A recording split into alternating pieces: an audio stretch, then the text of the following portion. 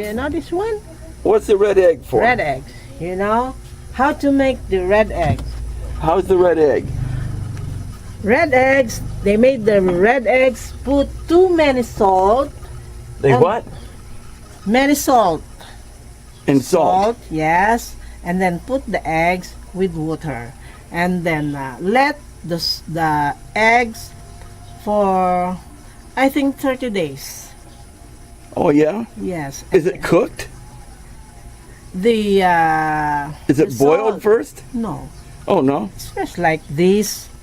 And then Oh, okay. they will put in a, like that, in a can or in a plastic can, like Right, that. yeah, yeah. Salt and water, and then let it for 30 days, I think. 30 days. Yeah. And then after 30 days, you can eat that. The Now, is salt it- will be the one to cook. Oh, the salt actually cooks it. Yes. So is it like, does it look like a hard-boiled egg when you open it? Yes. Oh, and okay. It's little bit salty. Yeah. Salty. You can eat like that. Oh, I'll be darned.